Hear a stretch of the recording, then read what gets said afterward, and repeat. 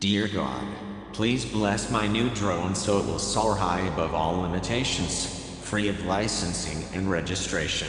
Amen.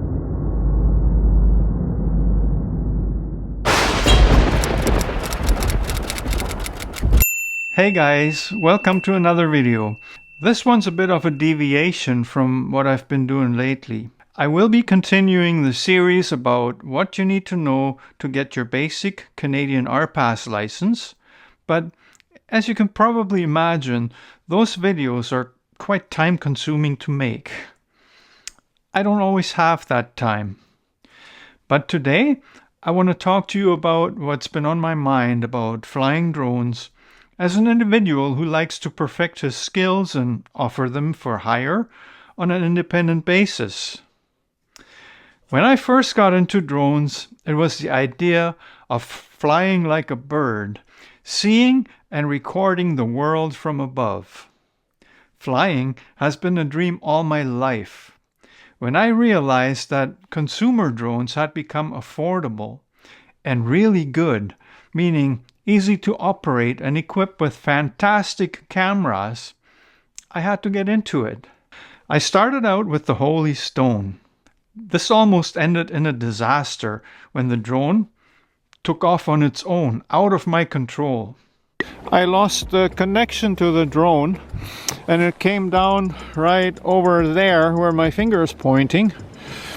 And as I was trying to retrieve it from there, I was walking across this little bridge here.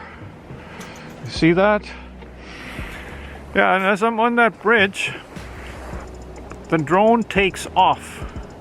I wasn't even doing anything with the remote control. All of a sudden the drone was like, woo! It was after this incident that I even found out I needed a license for flying any drone weighing over 250 grams. This is about the weight of a large apple. And I might add that those cheap drones were marketed like toys. To get the basic license isn't a big deal. If you have any doubt, just give the online exam a try. If you somehow succeed, congratulations. But if you don't, just watch my series on what you need to know and try again. But having to learn about rules and comply with regulations does not sound like the dream of freedom that got us here in the first place, does it? I recently had someone comment about one of my videos, and here's a quote. I just ordered a drone. Not going to bother with a license. I don't need anyone's permission, only God's. You won't find this comment here because this guy keeps bugging me on Facebook, which, by the way, does not help this channel one bit. If you want to help me grow the channel, comment here. But hey, back to the point. If your drone is under 250 grams, you don't need a license. Otherwise, God isn't going to help you when you cause damage to someone, piss someone off by flying over their house, or just getting caught by some Transport Canada official. If you're lucky enough to just get caught without incidents, the fines are as follows. Up to $1,000 for flying an unregistered or unmarked drone. Up to $1,000 for flying without a valid drone pilot certificate. This is for individuals. For corporations, they're more like $5,000 instead of $1,000. I can tell you that if I had to pay this kind of fine, it would spoil my enjoyment with drones for a very long time.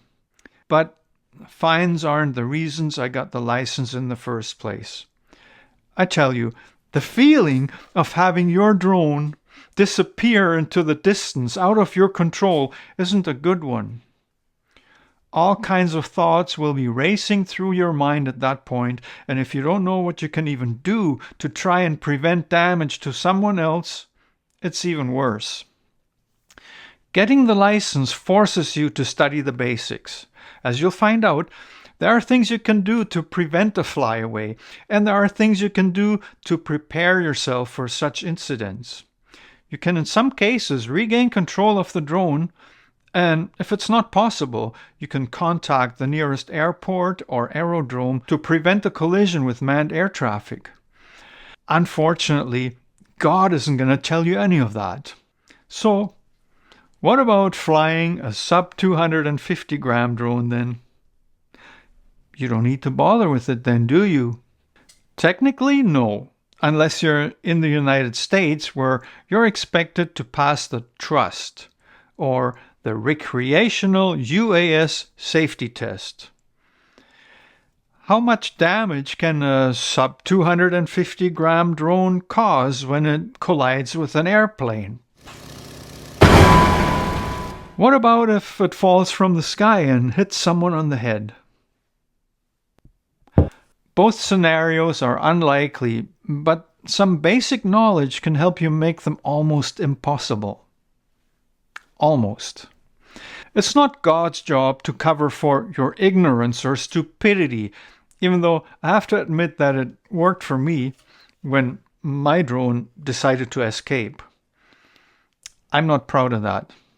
One reason to get a sub 250 gram drone is that there are fewer restrictions. But this is also changing. In Canada, you now have to apply for an SFOC or Special Flight Operations Certificate if you want to fly at an advertised event. This includes things like your kid's soccer game or your business's promotional barbecue, the Santa Claus parade, and so much more. I recently researched about taking my mini drone to Europe with me, but decided against it for an upcoming trip. You now need to register your sub 250 gram drone if you want to use it in Germany or the Netherlands. The rules are different from one country to the next, but in Germany, for example, they require you to buy insurance. You might think that as a drone enthusiast and YouTuber, I would do all this and then make a video about it, sharing the experience here to everyone else's benefit. But you'd be wrong. Just like you, I'm just a guy who wants to fly and capture the world from above. The dream of flying like a bird is about freedom, not about insurance and authorities. I'd like to fly FPV with the set of goggles, making it feel like I'm actually in the air myself in real time. But the way the rules are here in Canada, it's pretty much a no-go. You can't do it in a city park, can't do it in a national park. This already eliminates some of the best and most beautiful places. The rules also require you to have a visual observer all the time to fly FPV, and I don't have one. Do I want to invest upwards of $2,000 Canadian to get equipped for FPV, only to be operating illegally and potentially end up in court? No.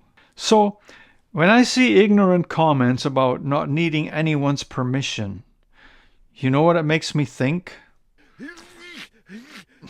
There are lots of idiots out there flying without a clue. I was one of them for a short while. It's only a matter of time and some disaster will happen where people get hurt or worse. Then the general public will get really nervous about drones and the authorities will create more rules, more potential fines, and more restrictions.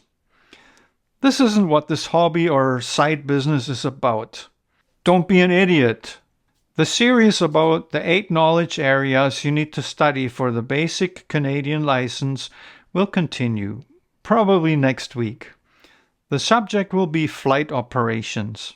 And yes, I have to review the entire material before making that video.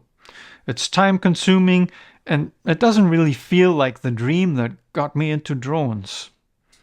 But it's part of the fight to keep drones accessible and fun for those who share that dream.